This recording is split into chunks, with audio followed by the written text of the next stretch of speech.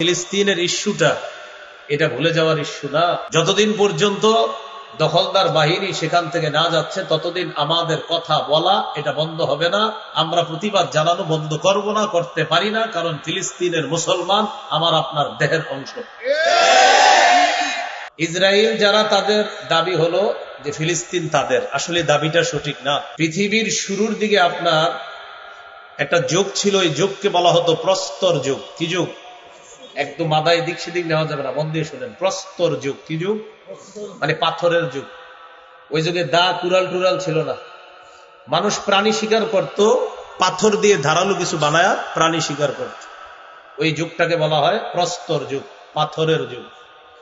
ওই যুগে মানুষ কয়েকটা বিষয়ে মনোযোগ দিয়েছে: শিকার এবং খাদ্য সংগ্রহ পর্ব, আরেকটা হলো কৃষি সম্প্রসারণ এবং জনপদ পর্ব, আরেকটা হলো বিভিন্ন ধাতু আবিষ্কার। এই চেষ্টা চালাইতেছিল। তখন তারা গবেষণা করে দেখছে এই সব কিছু নিয়ামত গুলা বেশি পাওয়া যায় একটা এলাকা, যে এলাকাটার নাম বর্তমানে ফিলিস্তিন, সেখানে সবকিছু পাওয়া যায়। তাহলে ফিলিস্তিন বরকতে পরিপূর্ণ। এখনো ফিলিস্তিনের অবস্থা 27 থেকে 29 তাদের দেশের তাপমাত্রা সবসময়, কি শীতকাল বলেন আর কি গরমকাল বলেন, 27 থেকে 29 কত নাতিশীতোষ্ণ আবহাওয়া। ওয়ানাজ্জাইনাহু ওয়া লূতান ইলাল আরদিল্লাতী বারাকনা ফীহা লিল আলামিন। ইব্রাহিম নবী এবং লূত নবীকে আমি জালেমদের থেকে মুক্ত করে তাদেরকে সফর করিয়ে আমি বরকতপূর্ণ এলাকায় নিয়ে গেলাম, যেই এলাকাটা সারা দুনিয়ার জন্য আমি বরকতপূর্ণ বানিয়েছি। খ্রিস্টপূর্ব 3200 সনের কথা। তখন ব্রোঞ্জ যুগের সূচনা হয়। ব্রোঞ্জ যুগ, ব্রোঞ্জ বুঝেন? ব্রোঞ্জ হলো, দেখবেন পুরস্কার দেয়, স্বর্ণ রূপার মেডেল, ব্রোঞ্জের মেডেল, এটা দেয় পুরস্কার। এই ব্রোঞ্জ যুগে মানুষ সর্বপ্রথম টিন আবিষ্কার করে। টিন, এই যে আশেপাশে টিন আছে, টিন আবিষ্কার করে। ব্রোঞ্জ যুগে যখন মানুষ প্রবেশ করে তখন আরব উপদ্বীপ থেকে কেনানি সম্প্রদায় ফিলিস্তিনে যায়। আরব উপদ্বীপ থেকে কেনানি সম্প্রদায় ফিলিস্তিনে যায়। তারা গিয়ে ফিলিস্তিনে বসবাস। তখনও ফিলিস্তিনের নাম কিন্তু ফিলিস্তিন না। আমি বারবার ফিলিস্তিন বলতেছি, কিন্তু ফিলিস্তিনের নাম কি না আমি বলতেছি। ফিলিস্তিন কিভাবে হয়েছে? কেনানিরা গিয়ে সেখানে বসবাস শুরু করে। কেনানিদের একটা অংশের নাম ছিল ফিনিশিয়ান সম্প্রদায়। এই ফিনিশিয়ান সম্প্রদায় ফিলিস্তিনের এক পাশে সিরিয়ার অঞ্চল, যেটা ফিলিস্তিনের সাথে লাগানো, সেখানে বসবাস করে ফিনিশিয়ান। আরেকটা এলাকায় বসবাস করে আমরীয় সম্প্রদায়। আমরীয় কেনানিরা বসবাস শুরু করে, তাদেরই একটা অংশ ফিনিশিয়ান, তারা এক এলাকায় বসবাস করে। আপনাদের এলাকা বিভিন্ন গোত্র হয় না? খান বংশ, বাহাদুর বংশ, এরকম। তাহলে একটা হলো ফিনিশিয়ান সম্প্রদায়, আরেকটা হলো আমরীয় সম্প্রদায়। এই আমরীয় সম্প্রদায়ের একটা গোত্রের নাম ছিল হেক্সুস নাম। এই হেক্সুস সর্বপ্রথম আল কুদস নামক শহরের গোড়াপত্তন করে। এটার নাম তারা রাখছে ওর সালিম। কি নাম রাখছে? ওর সালিম। এর কয়েকশো বছর পর ভূমধ্য সাগরীয় একটা দ্বীপ আছে, দ্বীপের নাম হলো ক্রিট। কি নাম? ক্রিকেট আছে না, ক্রিকেট। এই ক্রিকেটের কয়েক আড্ডা বাদ দেন, ক্রিকেট, এই কয়েক আড্ডা বাদ দিলে কি থাকে? ক্রিট। ভূমধ্য সাগরীয় একটা দ্বীপের নাম ক্রিট। এই ক্রিট থেকে একটা জনগোষ্ঠী, তাদের নাম হলো ব্লেসড সম্প্রদায়, তারা ফিলিস্তিনে যায়। তখন ফিলিস্তিনের নাম কি? ওর সালিম। ওই যে ওর সালিম। তারা সেখানে যাওয়ার পর ফিলিস্তিনের নাম বা ওর সালিমের নাম রাখলো বালিস্তিন। কি রাখছে? এই বালিস্তিন পরবর্তীতে রূপান্তরিত হয়েছে ফিলিস্তিন। তাহলে আপনার কেনানিরা বসবাস করে, তাদের থেকে একটা সম্প্রদায় ফিনিশিয়ান, আর একটা গোত্রের নাম আমরীয়, তাদের একটা গোত্রের নাম হেক্সুস। তারা একটা এলাকা গঠন করছে, এটার নাম রাখছে ওর সালিম বা আল কুদস। ওই এলাকায় ভূমধ্য সাগরীয় দ্বীপ থেকে একটা এলাকা, এটার নাম ক্রিট। এই এলাকার ব্লেস সম্প্রদায় ফিলিস্তিনে যায়, তারা ওইটার নাম রাখছে বালিস্তিন। তাহলে কুদস, ওর সালিম, এরপর হলো বালিস্তিন। ওই বালিস্তিন পরবর্তীত রূপ হয়ে এখন বর্তমান ফিলিস্তিন। এই হলো ফিলিস্তিন নামকরণের ইতিহাস। কিন্তু আমার ইতিহাস শোনানোর মূল উদ্দেশ্য হলো, তাহলে বলেন তো, এই ইতিহাসে একবারও কি আমি ইহুদিদের নাম বলছি? তার মানে শুরুতে ইহুদিরা ছিল না, ছিল কেনানীরা, ছিল আমরীয়রা, ছিল হেক্সুস সম্প্রদায়, ছিল ব্লেসড সম্প্রদায়। কিন্তু বর্তমান ইসরায়েলের দাবি হলো না আমরা আগে ছিলাম, একটা ভাও দাবি। এমনকি তাদের তাওরাত কিতাবের মধ্যেও প্রমাণ হয় যে তারা এই জায়গায় প্রথম বসবাস করে নাই, বরং কেনানীরা এখানে প্রথম বসবাস। এটা শুধু তাদের দাবি, তাদের দাবির সপক্ষে কোনো দলিল নাই, কোনো প্রমাণ নাই। এইভাবে আপনার চলতেছে। খ্রিস্টপূর্ব 1900 সনে ইব্রাহিম আলাইহিস সালাম হিজরত করে ফিলিস্তিনে আসে। সুবহানাল্লাহ। ইব্রাহিম নবীর একজন সন্তান হয়, নাম ইসমাইল। ইসমাইল নবীর বংশে মাত্র একজন নবী, তিনি আমাদের নবী মুহাম্মদ সাল্লাল্লাহু আলাইহি সাল্লাম। এই জন্য মনে রাখতে হবে আমাদের নবীর শেকড়ের সম্পর্ক ফিলিস্তিনের সাথে। ইব্রাহিম নবীর সন্তান ইসমাইল, ইসমাইল নবীর বংশে নবী কয়জন? তিনি আমাদের নবী মুহাম্মদ সাল্লাল্লাহু আলাইহি ওয়াসাল্লাম। ইসমাইল নবীর 13 বছর পর তার ছোট ভাই ইসহাক আলাইহিস সালামের জন্ম হয়। তারা দুইজন ভাই, তবে মা আলাদা। ইসমাইল নবীর আম্মা হলেন হাজেরা, আর ইসহাক নবীর আম্মা হলেন সারা। তাহলে ইসমাইল নবীর থেকে বয়সে 13 বছরের ছোটকে ইসহাক আলাইহিস সালাম। ইসহাক আলাইহিস সালামের একজন সন্তান হয়, নাম ইয়াকুব। ইয়াকুব নবী ইব্রাহিম নবীর জীবদ্দশায় দুনিয়াতে জন্ম নেয়। তার মানে সম্পর্কে ইয়াকুব নবী নাতি, ইব্রাহিম নবী দাদা। ইব্রাহিম নবীর ছেলে ইসহাক, ইসহাক নবীর ছেলের নাম ইয়াকুব। সম্পর্কে ইব্রাহিম নবী হলো দাদা, আর ইয়াকুব নবী হলেন নাতি। ইয়াকুব নবী ফিলিস্তিন থেকে হিজরত করে চলে গেলেন তুরস্কের দক্ষিণাঞ্চল হাররান নামক এলাকায়। এখনো এই অঞ্চল আছে তুরস্কের, হাররান। তাহলে ইব্রাহিম, তার সন্তানের নাম ইসহাক, তার সন্তানের নাম ইয়াকুব। ইয়াকুব নবী হাররানে গেলেন। সেখানে যাওয়ার পর ইয়াকুব নবী বিয়ে শাদী করার পর তার 11 জন পুত্র সন্তান হয়। ওই 11 জনের একজন হলেন ইউসুফ আলাইহিস সালাম। ইউসুফ আলাইহিস সালাম লম্বা ঘটনা আপনারা জানেন। তিনি বিভিন্ন কাহিনীর মাধ্যমে তাকে বিক্রি করে দেওয়া হয়েছে, ওই কূপের মধ্যে চলে গেলেন তিনি মিশর। হিস্ট্রি, ঘটনা ইত্যাদির মাধ্যমে ইউসুফ নবী মিশরের খাদ্য মন্ত্রণালয়ের দায়িত্ব পাওয়ার পর তিনি তার ভাই, তার বাবাদেরকে নিয়ে যায় মিশরে। ইউসুফ নবী এবং তার ভাইয়েরা 150 বছর মিশর থাকলেন। ইয়াকুব নবীর আরেকটা নাম আছে, নাম ইসরাইল। বলেন কি নাম? বলেন আমার সাথে। ইসরা অর্থ বান্দা, ইল অর্থ আল্লাহ। ইসরাইল অর্থ আল্লাহর বান্দা। তাহলে বুঝে থাকলে বলেন তো ইয়াকুব নবীর আরেকটা নাম কি? আবার ইয়াকুব নবীর আরেকটা নাম কি? ইসরাইলের সন্তান, এটার আরবি হলো বনু ইসরাইল। এই তাদেরকে আমরা বলি বনি ইসরাইল। ইসরাইলের সন্তানের আরবি কি? বনু ইসরাইল। এই জন্য তাদেরকে বলা হয় বনি ইসরাইল, মানে ইয়াকুব নবীর সন্তান, ইসরাইল নবীর সন্তান। অর্থাৎ ইয়াকুব নবীর আরেক নাম ইসরাইল। ওই ইসরাইলের সন্তানদেরকে বলা হয় বনু ইসরাইল। আর এই নামে কোরআনে একটা সূরাও আছে, সূরাতু বনি ইসরাইল। 150 বছর এখানে থাকার পর এরপরে বনি ইসরাইলদের মাঝে আপনার তাওহীদবাদী চেতনা ছিল শুরুতে। আস্তে আস্তে আস্তে আস্তে তাদের মাঝে বিভিন্ন ধরনের মিথ্যা, বিভিন্ন ধরনের হিংসা বিদ্বেষ ছড়িয়ে পড়ে, যা বর্তমান ইহুদিদের মধ্যে আমরা দেখতে পাই। এইভাবে যাইতে যাইতে যাইতে যাইতে বনি ইসরাইলের মাঝে খ্রিস্টপূর্ব 1250-এ আল্লাহ একজন নবী পাঠাইলেন, তার নাম হারুন, আর তার ছোট ভাইয়ের নাম মুসা আলাইহিস সালাম। হারুন নবী এবং মুসা নবীকে আল্লাহ খ্রিস্টপূর্ব 1250-এ পাঠাইলেন। মুসা নবীকে আল্লাহ শত্রুর ঘরে লালন পালন করে বড় করলেন। ফেরাউন, লম্বা আলোচনা আপনারা শুনছেন। শেষমেশ ফেরাউন মুসা নবীর বাহিনীকে ধাওয়া করছে। নদী পানি দিয়ে মুসা নবী তার বাহিনী নিয়ে চলে গেলেন ওপাশ। মুসা নবীর বাহিনীর নাম কি? বনি ইসরাইল। বনি ইসরাইল। তারা তখন আবার তাওহীদবাদী হয়েছে ওই নবীর দাওয়াতে। নদী পানি দেওয়ার পর মিশর থেকে মুসা নবী চলে গেলেন ওপাশ। ওপাশে যাওয়ার পর যে এলাকায় উঠলেন, এই এলাকাটার নাম সিনাই। কি নাম? এটা আছে কোরআনে, ওয়াত্তিন ওয়াত্তিন ওয়াজ্জাইতুন ওয়াতুরি সিনিন। এই সিনিন এটা সিনাই পর্বতের কথা।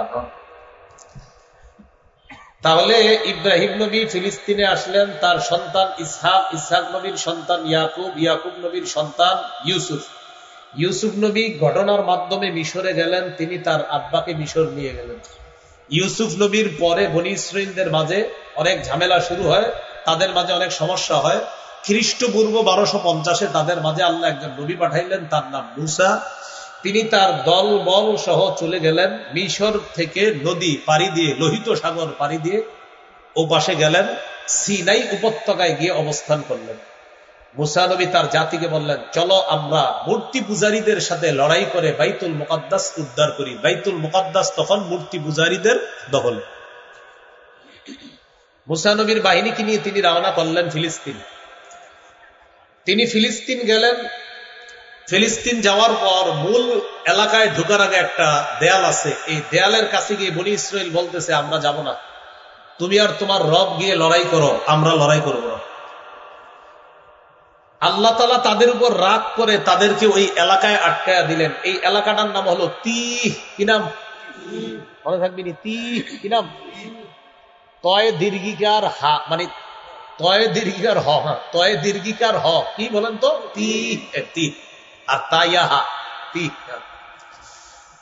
তাহলে সিনাই থেকে তারা চলে গেলেন ফিলিস্তিন। যাওয়ার পর যে প্রাচীর আছে শহরে ঢুকার, এই প্রাচীরের কাছে গিয়ে আমরা যাব না, আল্লাহ এদেরকে ওখানে আটকায় দিলেন। উদ্ভ্রান্তের মতো সেখানেই তারা ঘুরতে লাগলো, তিহ নামক প্রান্তরে। এরা ঘুরতে ঘুরতে আপনার যায়, গিয়ে দেখে আবার ওখানে আছে, মানে ঘুরতে ঘুরতে আপনার যায়, চলে যাবো গিয়ে দেখে ওখানে আছে। এটা তাদের জন্য শাস্তি। মুসা নবী সেখানেই মারা গেছে, ইন্তেকাল করলেন। মুসা নবীর পর আল্লাহ মুসা নবীর খাদেম ইউসা আলাইহিস সালামকে নবুয়ত দান করলেন। সুবহানাল্লাহ। খ্রিস্টপূর্ব 1190 ইউসা নবী বনি ইসরাইলকে বুঝাইলেন, চলো আমরা ফিলিস্তিন গিয়ে বাইতুল মুকাদ্দাস উদ্ধার করি। কিছু মুজাহিদদেরকে তিনি রাজি করায়া মূর্তি বাহিনী যারা আছে মূর্তি পূজারী, তাদের বিরুদ্ধে লড়াই করে ইউসা নবী বাইতুল মুকাদ্দাস উদ্ধার করলেন। এখন বাইতুল মুকাদ্দাস আল্লাহর একত্ববাদে বিশ্বাসীদের দখলে চলে আসলো। ইউসা নবী কি করলেন? সেটা দখল করার পর আশেপাশের এলাকা মেম্বার চেয়ারম্যানরা নিয়ন্ত্রণ করে। তো ওই সময় এলাকা নিয়ন্ত্রণ করার জন্য এমপি মন্ত্রী ইত্যাদি দরকার। তিনি কি করলেন? বিভিন্ন এলাকায় বিচারক নিয়োগ করে দিলেন। বিচারকের কাজ হলো বিচার করা, কিন্তু ওই যুগে বিচারক কি করবে? বিচারক করবে, এমপিগিরি করবে, মন্ত্রীগিরি, চেয়ারম্যান মেম্বার যা সব কাজ উনি একা করবে, বিচারক। এই জন্য ওই যুগটাকে বলা হয় বিচারকদের যুগ। কি বলা হয়? বিচারকদের যুগ। ইউসা নবী ইন্তেকাল করলেন। বিচারকদের মাঝে একজন বিচারকের নাম আপনারা মনে রাখেন, তার নাম শামুইল। কি নাম? শামুইল। বিচারকরা দেশ চালায়, আশেপাশের লোকেরা এটা মানে না, থুর বিচারকরা দেশ চালায় মুগিল, এটা মানি না আমরা। তখন তারা দূর থেকে খালি ফিলিস্তিনের উপর হামলা চালায়, বাইতুল মুকাদ্দাসের উপর হামলা চালায়। হামলা চালাইতে চালাইতে এক পর্যায়ে আসদুদি একটা সম্প্রদায় আছে, তারা হামলা চালায়া আবার বাইতুল মুকাদ্দাস আল্লাহ বিশ্বাসী তাওহীদবাদীদের থেকে ছিনিয়ে নিয়ে নিয়েছে। ছিনিয়ে নিয়ে যাওয়ার পর এবার বনি ইসরাইলরা আবার সেখান থেকে দূরে সরে গেল। তখনও বনি ইসরাইলরা তাওহীদে বিশ্বাস। আর তাদের মাঝে বিচারকরা আছে, কিন্তু একজন বিচারকের নাম আপনাদেরকে মুখস্থ করাইছে। আমি কি নাম? এই শামবিল নামক বিচারককে আল্লাহ নবী বানায় দিলেন। তিনি হলেন শামবিল আলাইহিস সালাতু ওয়াস সালাম। শামবিল নবী হওয়ার পর বনি ইসরাইলকে বুঝাইলেন, চলো আবার বাইতুল মুকাদ্দাস আমরা উদ্ধার করি জিহাদের মাধ্যমে। বনি ইসরাইল বলল, না, আপনি আল্লাহর কাছে দোয়া করেন, আল্লাহ যেন একজন বাদশা দিয়ে দেয়, ওই বাদশার অধীনে থেকে আমরা বাইতুল মুকাদ্দাস উদ্ধার করব। তখন শামবিল নবী আল্লাহর কাছে দোয়া করলেন, আল্লাহ ইবআস লানা মালিকান নুকাতিল ফি সাবিলিল্লাহ। তো যাই হোক, শামবিল নবী আল্লাহকে বলার পর আল্লাহ একজন বাদশা নিয়োগ করে দিলেন। ওই বাদশার নাম তালুত। কি নাম? ত আলিফ লাম ওয়াও তা, নাম তালুত। তালুত বাদশা হওয়ার পর বনি ইসরাইল নবী শামবিলকে বলতে লাগলেন, ও শামবিল আলাইহিস সালাম, তালুত আবার কে? বলতেছে, তালুতই তো তোমাদের বাদশা, যিনি জিহাদের ময়দানে নেতৃত্ব দিবে, যার অধীনে তোমরা লড়াই করে বাইতুল মুকাদ্দাস উদ্ধার করবা। বনি ইসরাইল বলে, না, আমরা এটা করবো না। কেন? তালুত আবার কে? এর কে ছিল? আন্না ইয়াকুনু লাহুল মুলকু ওয়া নাহনু আহাক্কু, আন্না ইয়াকুনু লাহুল মুলকু আলাইনা ওয়া নাহনু আহাক্কু বিল মুলকি মিনহু ওয়া লাম ইউতা সাআতাম মিনাল মাল। সে আমাদের উপর কিভাবে রাজত্ব করবে? তার তো টাকা পয়সাও নাই। এখান থেকে বোঝা যায় আগের যুগে মানুষের মাথায় এটা ছিল যে টাকা পয়সায় নেতা হওয়ার মাপকাঠি, যেটা আমাদের বর্তমান যুগেও অনেক গোবর মার্কা মস্তিষ্কের মধ্যে এটাই চিন্তা। নেতা হইতে হলে টাকা থাকতে হয়, টাকা থাকতে হয় মানে আমারে খাওয়াবে একজন নেতা এসে 500, আরেকজন 1000, আরেকজন 2000, এইভাবে 500 কোটি খরচ করে তাকে আমরা নেতা বানাবো। এরপর তিনি এই 500 কোটি উদ্ধার করার জন্য রডের পরিবর্তে বাঁশ দিবে। আমাদের মাথায় ঢুকছে নেতা হতে গেলে কি লাগে? এটা কিন্তু আগেও ছিল এই কথা। তো বনি ইসরাইল বলল কি, তার তো টাকা পয়সা নাই, সে কিভাবে নেতৃত্ব দিবে? শামবিল নবী বললেন, তার টাকা নাই, তবে দুইটা যোগ্যতা আছে। সুবহানাল্লাহ। জাদাহু বাসতান ফিল ইলমি ওয়াল জিসম, আল্লাহ তাকে প্রচুর বিদ্যা দান করেছেন, তার সিনা ভর্তি বিদ্যা আর বিদ্যা। আর জিহাদের ময়দানে নেতৃত্ব দেওয়ার জন্য তার শারীরিক যে শক্তি দরকার এটাও তার আছে, দুই গুণ আছে, টাকা পয়সা না থাকলেও। অতএব তাকে তোমরা নেতা মেনে নাও।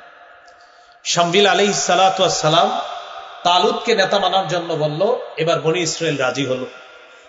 তালুত তাদেরকে নিয়ে রওনা করলেন বাইতুল মুকদ্দাস উদ্ধার করবে। যার বিরুদ্ধে লড়াই করবে তার নাম জালুত। কি নাম? জালুত। তার বিরুদ্ধে লড়াই করার জন্য গেলেন, লম্বা আলোচনা। তালুত জালুতের বিরুদ্ধে লড়াই করতে যাওয়ার পর তাদের সাথে লড়াইয়ে মাশাআল্লাহ আল্লাহ তাআলা তালুত বাহিনীকেই বিজয় দান করতেছে। সুবহানাল্লাহ। তবে ওই যে জালুত যে পালোয়ান, এই পালোয়ানের সাথে কেউ সাহস করে না মাঠে যাওয়ার। কারণ জালুত বারবার মাঠে এসে বলে, আমার সাথে কে লড়াই করবে আসো, কিন্তু কেউ সাহস করে না তার সাথে লড়াই করার। তালুত বাহিনীর মুজাহিদদের মধ্যে দাউদ নবীর দুই ভাই ছিল। সুবহানাল্লাহ। কোন নবী? দাউদ নবীরা তিন ভাই। দুই ভাই গেছে জেহাদে, আর দাউদ নবী সবার ছোট ভাই, তিনি বাবার সেবা করার জন্য রয়ে গেছে। বাবা দাউদ নবীকে পাঠাইলেন, বাবা দাউদ তুমি একটু যাও, গিয়ে দেখো তো তোমার বড় দুই ভাইয়ের কি খবর। দাউদ নবীর বয়স তখন 16 বছর। তিনি গেলেন বড় দুই ভাইকে তালাশ করার জন্য। তাদেরকে তালাশ করতে গিয়ে দেখে মুসলমানদের জয় ঘোষণার জন্য শুধু একটা বাধা, জালুতকে পরাজিত করলেই মুসলমানদের জয় নিশ্চিত, আর বাইতুল মুকদ্দাস তাদের অধীনে চলে আসবে। কিন্তু কেউ সাহস করতেছে না। দাউদ নবী গেলেন বাদশা তালুতের কাছে, গিয়ে বললেন, কি ব্যাপার, আপনারা কেউ যাচ্ছেন না কেন? যদি কেউ না যান আমারই পাঠান। দাউদ নবী বললেন, তুমি ছোট মানুষ, বয়স মাত্র 16, তুমি কি করো? আরে আপনারা কেউ যাইতেছেন না, একজন তো যাবে, তো সে একজন আমারে পাঠান, হয়তো আমি শহীদ হব, না হয় গাজী হব। প্রথমে সবাই বলছে বাহিনীর, না না না না, এরে পাঠান না। দাউদ নবী বুঝাইলেন, যদি না পাঠান তা তো আপনারা কেউ যাচ্ছেন না, একজন তো যেতেই হবে, সে একজন আমারে পাঠান, যেহেতু কেউ যান না। তখন অগত্যা উপায় না দেখে বললেন, ঠিক আছে তুমি যখন যেতে যাচ্ছ যাও। 16 বছরের দাউদ নবী পালোয়ান জালুতের সামনে গেছে একটা পাথর নিয়ে। জালুত তো হাসাহাসি করতেছে, এটা কোনো কথা, কে আসতেছে আমার সামনে? দাউদ নবী আল্লাহর নাম নিয়ে পাথরটা মারছে জালুতের বরাবর। জালুতের মাথার পাশ দিয়ে আঘাত করে সাথে সাথে জমিনে লুটায় বসছে। দাউদ নবী জালুতকে পরাজিত করে দেয়। 16 বছরের দাউদ নবীর কাছে, তখনও নবী হয় নাই, জালুতের মতো পালোয়ান পরাজিত হয়ে গেছে। পরবর্তীতে আল্লাহ তাআলা দাউদ নবীকে নবুয়ত দান করে, আবার রাজত্ব দান করে। মনে রাখবেন, দাউদ নবী ওই নবী যাকে আল্লাহ একসাথে নবুয়ত এবং রাজত্ব, বাদশাহী দুইটা দান করছে। বাইতুল মুকদ্দাসকে কেন্দ্র করে দাউদ নবী শাসন করলেন 40 বছর। কয় বছর? দাউদ নবী চলে যাওয়ার পর তার সন্তান সুলাইমান আলাইহিস সালাম, তিনিও 40 বছর শাসন করলেন। 40 দুগুণে কত? এই 80 বছর ভালো ছিল। এরপর বনি ইসরাইলের মাঝে তাওহীদবাদী ছিল, কিন্তু আস্তে আস্তে আবার তারা আল্লাহর অবাধ্যতায় লিপ্ত হয়ে গেল। এক পর্যায়ে এরকম লিপ্ত হতে হতে তাদের কাছ থেকে আবার বাইতুল মুকদ্দাস ছুটে যায়। কেন ছুটে? কারণ বাইতুল মুকদ্দাস থাকবে কাদের কাছে? শুধুমাত্র তাওহীদবাদীদের কাছে। তো ইহুদিদের দাবি হলো এটা আমাদের। আসলে তো প্রথম তারা না, প্রথম তো আমি বলছি যে কেনানি, আমরীয়, হেক্সোস, ফিনিশিয়ান, ব্লেসড, এটা কিন্তু আমি বলেছিলাম শুরুতে। তো তাদের দাবি এটা তাদের। আমি বললাম তো, যে কোনো আপনি একজন ইহুদিকে বলেন, কারো সাথে বসতে বলেন যে প্রমাণ করুক এটা তারা পূর্বে ছিল না, প্রমাণ করতে পারবে না, শুধু জোরে, গায়ের জোরে। এইভাবে করতে করতে আধুনিক কালে 1917, কত? 1917-তে ফিলিস্তিনে ইহুদিদের সংখ্যা ছিল মাত্র 8%। কত পার্সেন্ট? 8%। ইহুদিরা একটা টার্গেট করলো, সারা পৃথিবীর ইহুদিদেরকে কৌশলে ফিলিস্তিনে আনবো, আনার পর আমরা বাইতুল মুকদ্দাসকে কেন্দ্র বানায়া সারা দুনিয়া আমরা শাসন করব। এটাকে আরবিতে বলা হয় সাইহুনিয়া, ইংরেজিতে বলা হয় জায়োনিজম। কি বলা হয়? জায়োনিজম। আরবিতে বলা হয় সাইহুনিয়া। এই জায়োনিজম, এটার থিওরি হলো তারাই পুরো পৃথিবী শাসন করবে, আর এটার কেন্দ্র বানাবে বাইতুল মুকদ্দাস। তাদের দুর্বিসন্ধি কি জানেন? বাইতুল মুকদ্দাস থেকে তারা জায়গা দখল করতে করতে মদিনা পর্যন্ত তাদের কেন্দ্র বানাবে। কি পর্যন্ত? মদিনা। এটা তাদের টার্গেট। এই লক্ষ্যে তারা ফিলিস্তিনিদের কাছ থেকে জমি ক্রয় করা শুরু করলো। কম দামি জমি তারা বেশি দামে ফিলিস্তিনিদের কাছে কিনতে লাগলো। তখন ভারত উপমহাদেশের ওলামায়ে কেরাম, আলহামদুলিল্লাহ বলেন, দারুল উলুম দেওবন্দের আলেমরা ফতোয়া দিয়েছিলেন, ফিলিস্তিনিদেরকে বলেছিলেন, আপনারা ইসরায়েলিদের কাছে জমি বিক্রি করেন না, তাদের নিয়ত ভালো না। ইহুদিদের কাছে জমি বিক্রি জায়েজ আছে, কিন্তু তখন আলেমরা ফতোয়া দিছে প্রেক্ষাপট অনুযায়ী, না জমি বিক্রি করলে সমস্যা হতে পারে। ইসরায়েলিরা জমি কিনতে কিনতে আস্তে আস্তে তাদের সীমানা বাড়াইল। 1917-তে যেখানে ছিল 8%, 1948-এ সেটা হয়ে গেল 38%। 38% হওয়ার পর দালাল কিছু রাষ্ট্রকে তারা হাত করে 1948-এ তারা একটা রাষ্ট্র গঠনের দাবি করলো। সেই রাষ্ট্রের নাম দিল ইসরায়েল। এটাই হলো বর্তমান ইসরায়েল। ইসরায়েল কার নাম? ইয়াকুব নবীর নাম। আরে মনে না, কার নাম? ইয়াকুব নবী না, তারা বলি ইসরায়েল, তো সেখান থেকে তারা নাম দিছে ইসরায়েল। তো এইটা নাম দেওয়ার পর 1948-এ তারা একটা স্বাধীন রাষ্ট্র ঘোষণা করলো। এরপর তারা এই ইসরায়েলকে কেন্দ্র বানায় একের পর এক ফিলিস্তিনের উপর হামলা করা শুরু করলো। তারা এইভাবে তাদের এই হামলার প্রতিহত করার জন্য যদিও 3টা রাষ্ট্র চেষ্টা করেছিল 1967-তে, মিশর, তুরস্ক আর হলো আপনার সিরিয়া। মিশর, জর্দান, সিরিয়া। মিশর, জর্দান আর সিরিয়া। 1967-তে এই 3 রাষ্ট্র মিলে ইসরায়েলকে প্রতিহত করার চেষ্টা চালিয়েছিল। ইসরায়েল 6 দিনে তাদেরকে ধরাশয়ী করে ফেলছে। কয় দিনে ধরাশয়ী কিভাবে হলো? তখন একটা মুনাফিকি কাজ সংগঠিত হয়েছিল, একটা মুনাফিকি আচরণ হয়েছিল। যেই মুনাফিকিটা করেছিল আমাদের পার্শ্ববর্তী রাষ্ট্র। এই মুনাফিকির কারণে 1967-তে ইসরায়েলিরা আপনার 3টা রাষ্ট্রকে 6 দিনে ধরাশয়ী করেছে। যদিও ওই 3 রাষ্ট্রের স্লোগানটা বেশি সুন্দর ছিল না। মুসলিম 3টা রাষ্ট্রেরই স্লোগান ছিল জাতীয়তাবাদের স্লোগান। তারা স্লোগান দিয়েছিল আল ইজ্জাতুল লিল আরব। এই স্লোগানটা আসলে ইসলাম সমর্থন করে না। এরপর থেকে ফিলিস্তিনের পক্ষে মুজাহিদরা সুন্দর একটা স্লোগানের মাধ্যমে ফিলিস্তিনের পক্ষে লড়াই করা শুরু করলো। তাদের স্লোগান আল ইজ্জুলিল্লাহ, ইজ্জত আল্লাহ, সম্মান আল্লাহ। আগের স্লোগানটা ছিল জাতীয়তাবাদের, আর মুজাহিদদের স্লোগানটা হলো আল্লাহর স্লোগান, যে সম্মান আল্লাহ, সম্মান আল্লাহ। এই জন্য ফিলিস্তিনের পক্ষে মুজাহিদ যারা লড়তেছে, আমরা আশাবাদী তাদেরকে এখনো পরিপূর্ণভাবে ধরাশয়ী করা সম্ভব হয়নি, হবেও না ইনশাআল্লাহ, যতদিন না চূড়ান্ত ভাবে ফিলিস্তিন মুসলমানদের না হচ্ছে। এই মুসলমানদের জন্য আমাদের দোয়া করা। তা আমরা কি করব? আমরা দোয়া করব, আমরা আন্দোলন করব, আমরা প্রতিবাদ জানাবো। আমরা মুনাফিক রূপী মুসলিম শাসকদেরকে আমরা প্রতিবাদের মাধ্যমে তাদেরকে কথা বলাতে বাধ্য করতে।